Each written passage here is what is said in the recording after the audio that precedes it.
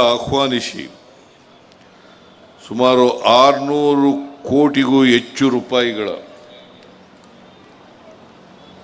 ಉದ್ಘಾಟನೆ ಮತ್ತು ಶಂಕುಸ್ಥಾಪನೆಯನ್ನು ನೆರವೇರಿಸಿದ್ದಾರೆ. ನಾನು ಈ ಕಾರ್ಯಕ್ರಮವನ್ನು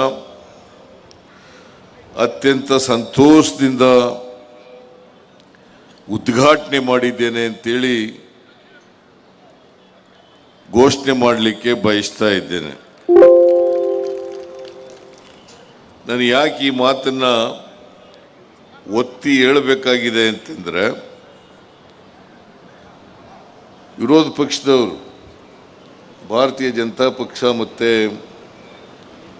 JDSನವರು ಪದೇ ಪದೇ ಹೇಳ್ತಾ ಇರ್ತಾರೆ, ಕಾಂಗ್ರೆಸ್ ಸರ್ಕಾರ ಗ್ಯಾರಂಟಿಗಳನ್ನು ಜಾರಿ ಮಾಡಿದ ಮೇಲೆ ಅವ್ರ ಹತ್ರ ಹಣ ಇಲ್ಲ, ಅಭಿವೃದ್ಧಿ ಕೆಲಸ ಮಾಡಲಿಕ್ಕೆ ದುಡ್ಡಿಲ್ಲ, ಖಜಾನೆ ಎಲ್ಲ ಖಾಲಿ ಆಗ್ಬಿಟ್ಟದೆ ಅಂಥೇಳಿ ಪದೇ ಪದೇ ಟೀಕೆಗಳನ್ನು ಮಾಡ್ತಾ ಇದ್ದಾರೆ. ಜನರಿಗೆ ತಪ್ಪು ಮಾಹಿತಿಯನ್ನು ಕೊಡ್ತಕ್ಕಂಥ ಪ್ರಯತ್ನವನ್ನು ಮಾಡ್ತಾರೆ. ಈಗ ನೀವೆಲ್ಲರೂ ಕೂಡ ಸಾಕ್ಷಿ. ಶರತ್ ಬಚ್ಚೇಗೌಡರು ಮಾಯಾಮಂತ್ರ ಏನು ಮಾಡಿಲ್ಲ. ಸುಮಾರು 600 ಕೋಟಿಗೂ ಹೆಚ್ಚು ರೂಪಾಯಿಗಳು ಒಂದು ಕ್ಷೇತ್ರದಲ್ಲಿ 600 ಕೋಟಿಗೂ ಹೆಚ್ಚು ರೂಪಾಯಿಗಳ ಉದ್ಘಾಟನೆ ಮತ್ತು ಶಂಕುಸ್ಥಾಪನೆಯನ್ನು ಮಾಡಿದ್ದಾರೆ. ನೀವೆಲ್ಲರೂ ಕೂಡ ಸಾಕ್ಷಿ ಅಲ್ವಾ? ಖಜಾನೆ ಖಾಲಿಯಾಗಿದ್ದರೆ ಇಷ್ಟೊಂದು ಅಭಿವೃದ್ಧಿ ಕೆಲಸಗಳಿಗೆ ಚಾಲನೆ ಕೊಡ್ಲಿಕ್ಕೆ ಸಾಧ್ಯ ಆಯ್ತಿತ್ತ? ನೀವೇ ಹೇಳಿ. ಈ BJPಯವರು JDSನವರು ಸುಳ್ಳು ಹೇಳೋದು ಬಿಟ್ಟರೆ ಅವ್ರಿಗೆ ಸತ್ಯ ಹೇಳೋಕೆ ಗೊತ್ತೇ ಇಲ್ಲ. ಅದಕ್ಕೆ ನಾನು ಅನೇಕ ಸಾರಿ ಹೇಳ್ತೀನಿ, BJPಯವರ ಮನೆ ದೇವರು ಸುಳ್ಳು, ಸುಳ್ಳೇ ಅವರ ಮನೆ ದೇವರು. ಹೌದಾ ಅಲ್ಲ? ಹೌದಾ ಅಲ್ಲ? ಹೌದು ಹೌದು. ಈ ಗ್ಯಾರಂಟಿಗಳನ್ನು ನಾವು ಘೋಷಣೆ ಮಾಡಿದಾಗ, ಚುನಾವಣೆಗಿಂತ ಮುಂಚಿತವಾಗಿ ಘೋಷಣೆ ಮಾಡಿದಾಗ, ಈ ದೇಶದ ಪ್ರಧಾನಮಂತ್ರಿ ನರೇಂದ್ರ ಮೋದಿ ಅವರು ಹೇಳಿದ್ರು ರಾಜಸ್ಥಾನದಲ್ಲಿ, ಏನಪ್ಪಾ ಅಂತಂದ್ರೆ, ಈ 5 ಗ್ಯಾರಂಟಿಗಳನ್ನು ಜಾರಿ ಮಾಡಲಿಕ್ಕೆ ಸಾಧ್ಯ ಇಲ್ಲ, ಮಾಡಿದ್ರೆ ಕರ್ನಾಟಕ ರಾಜ್ಯ ಆರ್ಥಿಕವಾಗಿ ದಿವಾಳಿ ಆಗ್ಬಿಡ್ತದೆ. ನರೇಂದ್ರ ಮೋದಿ ಅವರು ಹೇಳಿದಂಥ ಮಾತುಗಳು ಇವು. ಈ 5 ಗ್ಯಾರಂಟಿಗಳನ್ನು ನಾವು ಅಧಿಕಾರಕ್ಕೆ ಬಂದ 9 ತಿಂಗಳಲ್ಲಿ ಜಾರಿ ಮಾಡಿದ್ದೀವಿ.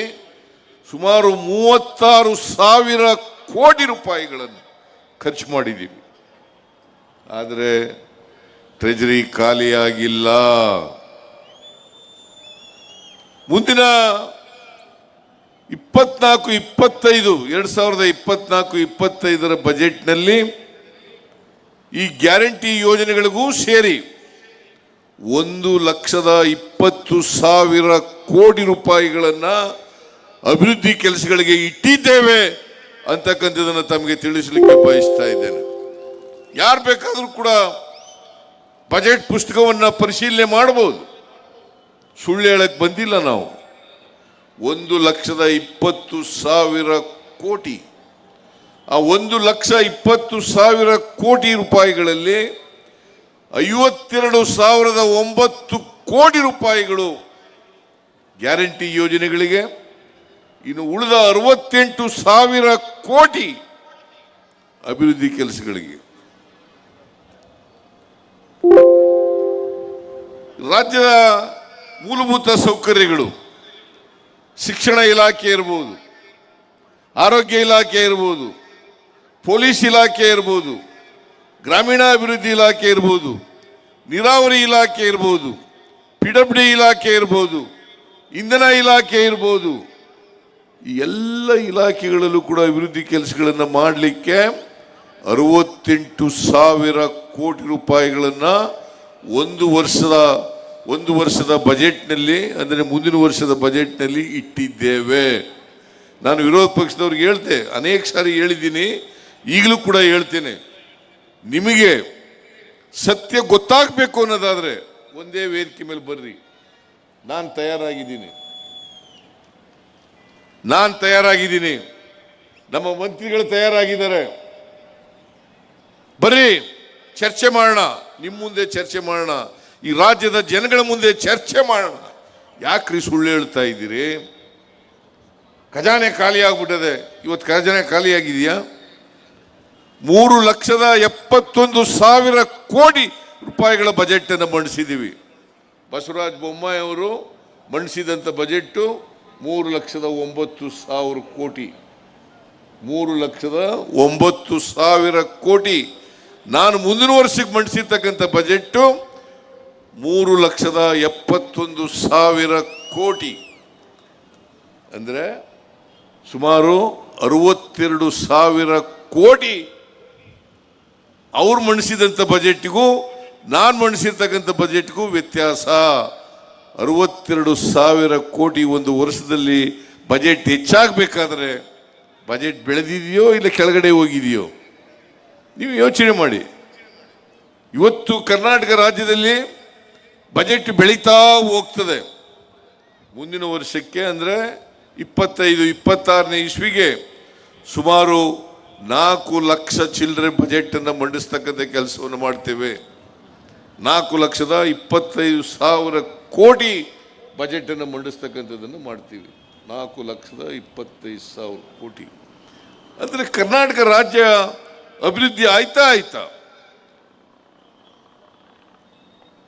ಜನರ ಆದಾಯ ಕೂಡ ಹೆಚ್ಚಾಗ್ತಾ ಹೋಗ್ತಾ ಇರ್ತದೆ. GDP ಹೆಚ್ಚು ಬೆಳವಣಿಗೆ ಆಗಲಿಕ್ಕೆ ಹೋಗ್ತಾ ಇರ್ತದೆ. ಅದಕ್ಕೆ ಬಡವರ ಕೈಗೆ ಹಣ ಕೊಡ್ತಕ್ಕಂಥ ಕೆಲಸವನ್ನು ನಾವು ಮಾಡ್ತಾ ಇದ್ದೀವಿ. 5 ಗ್ಯಾರಂಟಿ ಯೋಜನೆಗಳನ್ನು ನಾವು ಜಾರಿ ಕೊಟ್ಟಿದ್ದೀವಲ್ಲ, ಈ 5 ಗ್ಯಾರಂಟಿ ಯೋಜನೆಗಳಲ್ಲೂ ಕೂಡ ಮಧ್ಯವರ್ತಿಗಳ ಕಾಟ ಇಲ್ದೇನೆ ನೇರವಾಗಿ ಫಲಾನುಭವಿಗಳ ಅಕೌಂಟಿಗೆ ದುಡ್ಡನ್ನು ಜಮಾ ಮಾಡ್ತಕ್ಕಂಥ ಕೆಲಸವನ್ನು ಮಾಡ್ತಾ ಇದ್ದೀವಿ. ಇವತ್ತು ಗೃಹಲಕ್ಷ್ಮಿ ಯೋಜನೆ ಕರ್ನಾಟಕದಲ್ಲಿ ಕೂಡ ಈಗಾಗಲೇ ಶರತ್ ಬಚ್ಚೇಗೌಡ ಹೇಳಿದ್ರು ಎಷ್ಟು ಹೊಸಕೋಟೆ ತಾಲೂಕಿಗೆ ಬಂದಿದೆ. 52,000 ಯಜಮಾನಿಯರಿಗೆ ಪ್ರತಿ ತಿಂಗಳು 2,000 ರೂಪಾಯಿ ಕೊಡ್ತೇವೆ. ಈ ದುಡ್ಡು 2,000 ರೂಪಾಯಿ ಅವ್ರಿಗೆ ಖರ್ಚಿಗೆ ಬರಲ್ವಾ? ಖರ್ಚು ಬರ್ತದೋ ಇಲ್ಲ? ಬರ್ತದೆ. ಬಸ್ನಲ್ಲಿ ಫ್ರೀಯಾಗಿ ಹೆಣ್ಮಕ್ಳೆಲ್ಲ ತಿರುಗಾಡ್ತಾರೆ. ಆ ದುಡ್ಡೆಲ್ಲ ಉಳಿತಾಯ ಆಯ್ತದೋ ಇಲ್ಲ? ಉಳಿತಾಯ ಆಗುತ್ತೆ ಇಲ್ಲ? ಉಳಿತಾಯ ಆಗುತ್ತೆ. ಗೃಹ ಜ್ಯೋತಿ ಕಾರ್ಯಕ್ರಮದ ಮೂಲಕ ಯಾರು 200 ಯೂನಿಟ್ ವರೆಗೆ ಯಾರು ಬಳಸ್ತಾರೆ, 200 ಯೂನಿಟ್ ವರೆಗೆ ಅವರಿಗೆ ಬಿಲ್ ಕಟ್ಟಾಗಿಲ್ಲ. ಅವ್ರಿಗೆ ದುಡ್ಡು ಉಳಿತಾಯ ಆಗ್ತದೆ ಇಲ್ಲ? ಅನ್ನಭಾಗ್ಯ ಕಾರ್ಯಕ್ರಮದ ಮೂಲಕ 5 kg ಅಕ್ಕಿಯನ್ನು ಉಚಿತವಾಗಿ ಕೊಡ್ತೀವಿ. ಅಕ್ಕಿ ಕೊಡೋದ್ರ ಬದಲು ಹಣ ಕೊಡ್ತಾ ಇದ್ದೀವಿ. 170 ರೂಪಾಯಿ ಪ್ರತಿಯೊಬ್ಬರಿಗೂ ಕೊಡ್ತಾ ಇದ್ದೀವಿ. ಈ ದುಡ್ಡು ಉಳಿತಾಯ ಆಗುತ್ತಾ ಇಲ್ಲ? ಯುವ ನಿಧಿ ಕಾರ್ಯಕ್ರಮದ ಮೂಲಕ ಯಾರು 2022-23ರಲ್ಲಿ ಪಾಸ್ ಮಾಡಿದ್ದಾರೆ, 6 ತಿಂಗಳೊಳಗಡೆ ಕೆಲಸ ಸಿಕ್ಕಲ್ಲ, ಅವ್ರಿಗೆಲ್ಲ ಪದವೀಧರ ನಿರುದ್ಯೋಗಿಗಳಿಗೆ 2 ವರ್ಷದವರೆಗೆ 3,000 ಕೋಟಿ ರೂಪಾಯಿಗಳನ್ನು 3,000 ರೂಪಾಯಿಗಳನ್ನು ಕೊಡ್ತೇವೆ. ಇದು ಉಳಿತಾಯ ಆಗುತ್ತಾ ಇಲ್ಲ? ಅವ್ರು ಖರ್ಚು ಮಾಡಲಿಕ್ಕೆ ಸಿಗುತ್ತಾ ಇಲ್ಲ? ಡಿಪ್ಲೊಮಾ ಹೋಲ್ಡರ್ಸ್ಗೆ 1,500 ರೂಪಾಯಿ ಕೊಡ್ತೀವಿ. ಇದು ಉಳಿತಾಯ ಆಗುತ್ತಾ ಇಲ್ಲ? ಪ್ರತಿ ಕುಟುಂಬಕ್ಕೆ ಪ್ರತಿ ತಿಂಗಳು 4,000-5,000 ರೂಪಾಯಿ ಕೊಡ್ತಾ ಇದ್ದೇವೆ. ಯಾವಾಗಲೂ ಹಿಂದೆ ಸರ್ಕಾರ ಕೊಟ್ಟಿತ್ತ? ಸ್ವಾತಂತ್ರ್ಯ ಬಂದ ಮೇಲೆ ಯಾವ್ದಾದ್ರು ಸರ್ಕಾರ ಕೊಟ್ಟಿತ್ತ? ನಮ್ಮ ಸರ್ಕಾರ ಇವತ್ತು ಬೆಲೆ ಏರಿಕೆ ಆಗ್ಬಿಟ್ಟಿದೆ, ನಿರುದ್ಯೋಗದ ಸಮಸ್ಯೆ ಇದೆ. ಅದಕ್ಕೋಸ್ಕರವಾಗಿ ರೈತರ ಕೈಗೆ ಹಣ ಸಿಕ್ಕಬೇಕು ಅನ್ನೋ ಕಾರಣಕ್ಕೋಸ್ಕರವಾಗಿ ಈ 5 ಗ್ಯಾರಂಟಿ ಕಾರ್ಯಕ್ರಮಗಳನ್ನು ಮಾಡ್ತಾ ಇದ್ದೇವೆ. 5 ಗ್ಯಾರಂಟಿ ಕಾರ್ಯಕ್ರಮಗಳು ಈ ವರ್ಷ 36,000 ಕೋಟಿ, ಮುಂದಿನ ವರ್ಷ 56,000 ಕೋಟಿ. ಇಷ್ಟೊಂದು ಹಣ ಜನರ ಕೈಗೆ ಸಿಗ್ತದಲ್ಲ. ಒಂದು ವರ್ಷಕ್ಕೆ 50ರಿಂದ 60,000 ರೂಪಾಯಿ ಸಿಗ್ತದಲ್ಲ. ಇದನ್ನೇ ಬೇಸಿಕ್ ಇನ್ಕಮ್ ಅಂತ ಕರಿತೀವಿ ನಾವು. ಯೂನಿವರ್ಸಲ್ ಬೇಸಿಕ್ ಇನ್ಕಮ್ ಅಂತ ಕರಿತೀವಿ. ಇದು ಜನರ ಕೈಗೆ ದುಡ್ಡಿದ್ರೆ ಅಂಗಡಿಗೆ ಹೋಗ್ತಾರೆ, ಹೋಟೆಲ್ಗೆ ಹೋಗ್ತಾರೆ, ವ್ಯಾಪಾರ ಮಾಡ್ತಾರೆ, ಬೇರೆ ಅವರ ನೆಂಟರ ಮನೆಗಳಿಗೆ ಹೋಗ್ತಾರೆ, ಸ್ನೇಹಿತರ ಮನೆಗಳಿಗೆ ಹೋಗ್ತಾರೆ, ತವರು ಮನೆಗಳಿಗೆ ಹೋಗ್ತಾರೆ. ಹೌದಲ್ಲ? ಅಲ್ಲಿ ಖರ್ಚು ಮಾಡ್ತಕ್ಕಂಥದ್ದನ್ನು ಮಾಡ್ತಾರೆ. ಅದಕ್ಕೆ ಧರ್ಮಸ್ಥಳದ ಹೆಗ್ಡೆ ಅವರು ನನಗೊಂದು ಪತ್ರ ಬರೆದಿದ್ರು. ಏನಂತ ಬರೆದಿದ್ರು ಅಂದರೆ, ನೀವು ಶಕ್ತಿ ಯೋಜನೆಯನ್ನು ಮಾಡಿದ ಮೇಲೆ ನಮ್ಮ ದೇವಸ್ಥಾನಕ್ಕೆ ಭಕ್ತಾದಿಗಳು ಜಾಸ್ತಿ ಆಗ್ಬಿಟ್ಟಿದ್ದಾರೆ, ಆದಾಯ ಕೂಡ ಜಾಸ್ತಿ ಆಗಿದೆ, ಅಂಗಡಿ ಮುಗ್ಗಟ್ಟುಗಳಲ್ಲೂ ಕೂಡ ವ್ಯಾಪಾರ ಜಾಸ್ತಿ ಆಗಿದೆ ಅಂತ ಪತ್ರ ಬರೆದಿದ್ರು. ಇದು ಒಳ್ಳೆಯ ಕಾರ್ಯಕ್ರಮ ಅಂತೇಳಿ ಧರ್ಮಸ್ಥಳದ ಹೆಗ್ಡೆಯವರು ನನಗೆ ಪತ್ರ ಬರೆದಿದ್ರು. ಇದು ಅರ್ಥ ಆಗಬೇಕಾ ಬೇಡ ಬಿಜೆಪಿಯವರಿಗೆ? ಈ ಬಿಜೆಪಿಯವರು 2008ರಿಂದ 2013ವರೆಗೆ ಅಧಿಕಾರದಲ್ಲಿದ್ದರು. 2008ರಿಂದ 2013ವರೆಗೆ ಯಡಿಯೂರಪ್ಪ ಮುಖ್ಯಮಂತ್ರಿ ಆಗಿದ್ದರು, ಸದಾನಂದ ಗೌಡ ಮುಖ್ಯಮಂತ್ರಿ ಆಗಿದ್ದರು, ಜಗದೀಶ್ ಶೆಟ್ಟರು ಮುಖ್ಯಮಂತ್ರಿ ಆಗಿದ್ದರು. 5 ವರ್ಷದಲ್ಲಿ 3 ಜನ ಮುಖ್ಯಮಂತ್ರಿ ಆಗಿದ್ದರು. 5 ವರ್ಷ ಇದ್ದರು.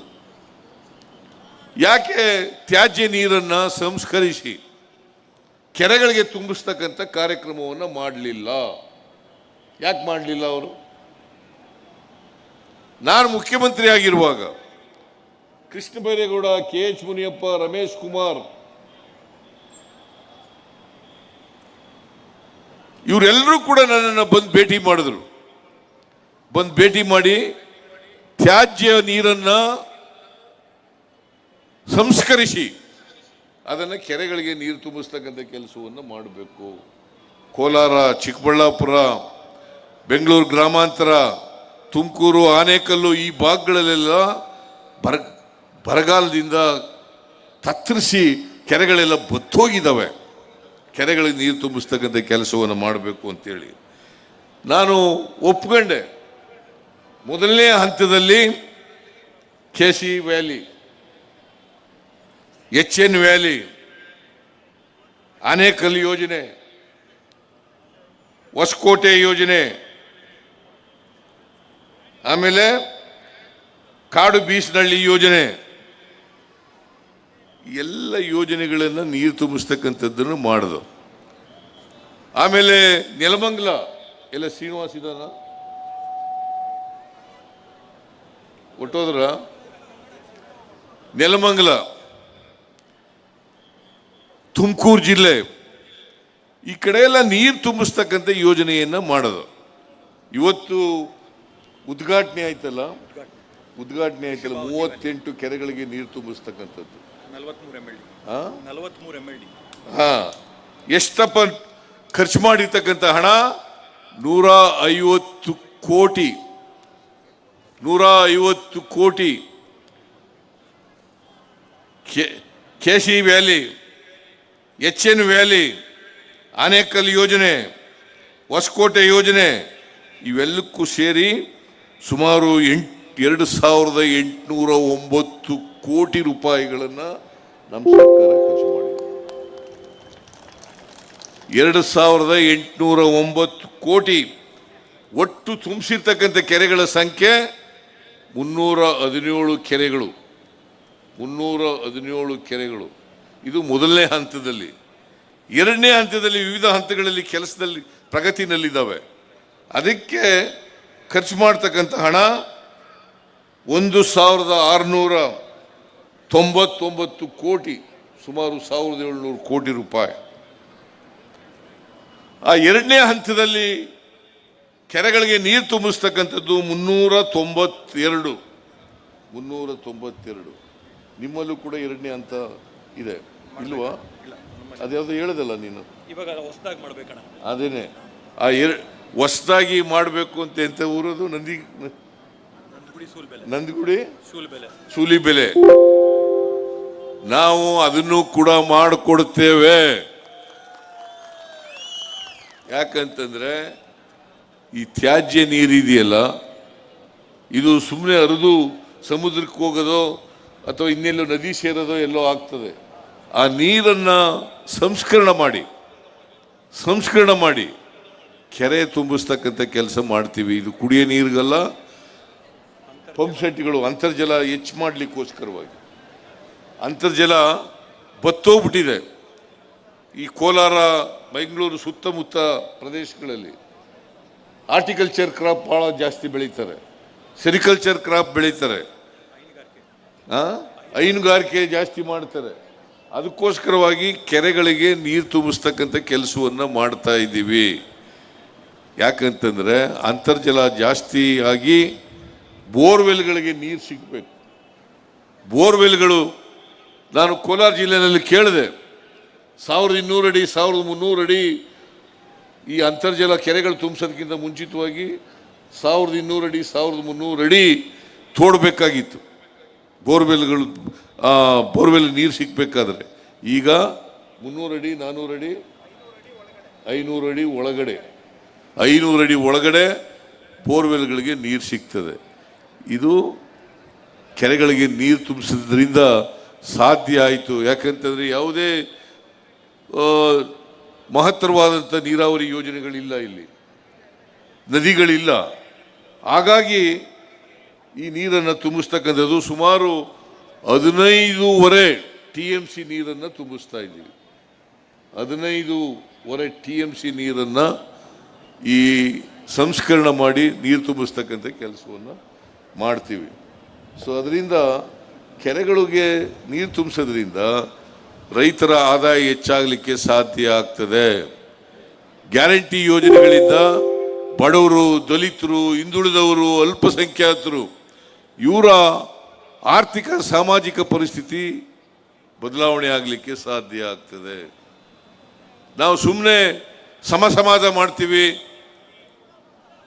ಎಲ್ಲರೂ ಮುಖ್ಯವಾಹಿನಿಗೆ ಬಂದ್ಬಿಡ್ಬೇಕು ಅಂತ ಬಾಯಿ ಮಾತಿನಲ್ಲಿ ಹೇಳಿದ್ರೆ ಸಾಧ್ಯ ಆಗಲ್ಲ. ಸಮಾಜದ ನಿರ್ಮಾಣ ಆಗಬೇಕಾದ್ರೆ, ಎಲ್ರಿಗೂ ಸಮಾನ ಅವಕಾಶಗಳು ಸಿಗಬೇಕಾದ್ರೆ ನಾವು ಬಡವರಿಗೆ, ದಲಿತರಿಗೆ, ಹಿಂದುಳಿದವರಿಗೆ, ಅಲ್ಪಸಂಖ್ಯಾತರಿಗೆ, ಕಾರ್ಮಿಕರಿಗೆ, ಮಹಿಳೆಯರಿಗೆ, ರೈತರಿಗೆ ಆರ್ಥಿಕ ಸಾಮಾಜಿಕ ತುಂಬತಕ್ಕಂಥ ಕೆಲಸವನ್ನು ಮಾಡಬೇಕು. ಆ ಕೆಲಸವನ್ನು ಗ್ಯಾರಂಟಿ ಕಾರ್ಯಕ್ರಮಗಳ ಮೂಲಕ ನಾವು ಈ ಎಲ್ಲ ಜಾತಿ, ಎಲ್ಲ ಧರ್ಮದ ಬಡವರಿಗೆ, ವಿಶೇಷವಾಗಿ ಯಾರಿಗೆ ಅವಕಾಶಗಳಿಂದ ವಂಚಿತರಾಗಿರ್ತಕ್ಕಂಥ ಜನ ಇದ್ದಾರೆ ಅವರಿಗೆ ಶಕ್ತಿ ತುಂಬತಕ್ಕಂಥ ಕೆಲಸವನ್ನು ಮಾಡ್ತಾ ಇದೆ. ಇದು ನಮ್ಮ ಆದ್ಯತೆಯ ಕಾರ್ಯಕ್ರಮ. ಯಾಕಂತಂದ್ರೆ ಕಾಂಗ್ರೆಸ್ ಪಕ್ಷ ಯಾವಾಗ ಅಧಿಕಾರದಲ್ಲಿತ್ತು, ಹಿಂದೆ ಅಧಿಕಾರದಲ್ಲಿದ್ದಾಗಲೂ ಕೂಡ ಅನ್ನಭಾಗ್ಯ, ಕ್ಷೀರಭಾಗ್ಯ, ಕೃಷಿ ಭಾಗ್ಯ, ಕ್ಷೀರಧಾರೆ, ಶಾದಿ ಭಾಗ್ಯ, ಶೂಭಾಗ್ಯ, ಇಂದಿರಾ ಕ್ಯಾಂಟೀನ್, ಮೈತ್ರಿ, ಮನಸ್ವಿನಿ ಎಲ್ಲ ಕಾರ್ಯಕ್ರಮಗಳನ್ನು ನಾವು ಮಾಡೋದು. ಈಗಲೂ ಕೂಡ ನುಡಿದಂತೆ ನಡೀತಾ ಇದ್ದೀವಿ. ಅದಕ್ಕೋಸ್ಕರನೇ ಬಸವಣ್ಣವರಿಗೆ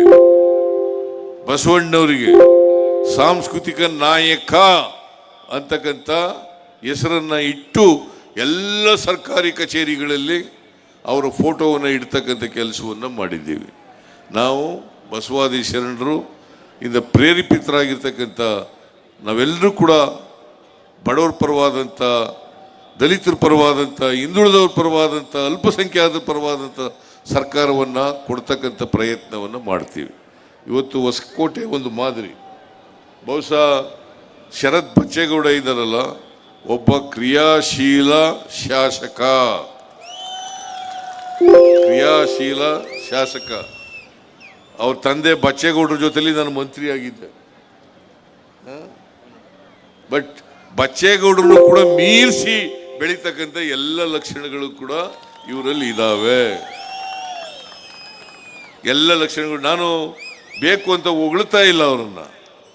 ನಾನು ಕಂಡಿರ್ತಕ್ಕಂಥ ಬಚ್ಚೇಗೌಡರನ್ನೂ ನೋಡಿದ್ದೀನಿ, ಶರತ್ ಬಚ್ಚೇಗೌಡರನ್ನು ಕೂಡ ನೋಡಿದ್ದೀನಿ. ಅದರಿಂದ ಯಾರೇ ಜನಪ್ರತಿನಿಧಿ ಆದವರಿಗೆ ಜನಪರವಾದಂಥ ಕಾಳಜಿ ಇರಬೇಕು. ಅವರ ಕ್ಷೇತ್ರವನ್ನು ಅಭಿವೃದ್ಧಿ ಮಾಡ್ತಕ್ಕಂಥ ಕಾಳಜಿ ಇರಬೇಕು. ಆ ಕಾಳಜಿ ಶರತ್ ಬಚ್ಚೇಗೌಡರಲ್ಲಿ ಕಾಣಲಿಕ್ಕೆ ಸಾಧ್ಯ ಆಗ್ತದೆ.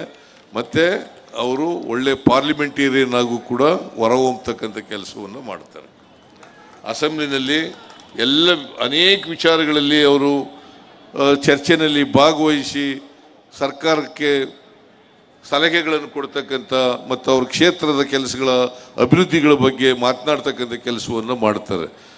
ನನಗನ್ಸುತ್ತೆ ಶರತ್ ಬಚ್ಚೇಗೌಡರನ್ನ ನೀವು ಆಯ್ಕೆ ಮಾಡ್ಕೊಂಡಿರ್ತಕ್ಕಂಥದ್ದು ಒಳ್ಳೆಯ ಆಯ್ಕೆ, ಒಳ್ಳೆ ಜನಪ್ರತಿನಿಧಿನ ಆಯ್ಕೆ ಮಾಡ್ಕೊಂಡಿದ್ದೀವಿ.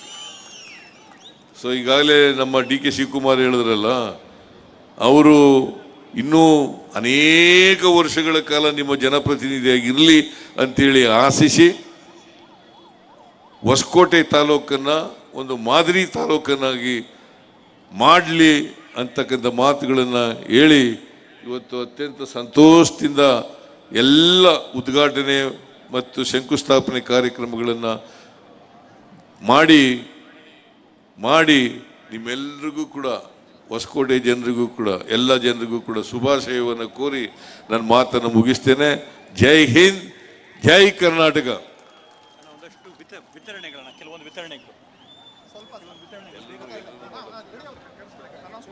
ಬಂಧುಗಳೇ, ಇದೀಗ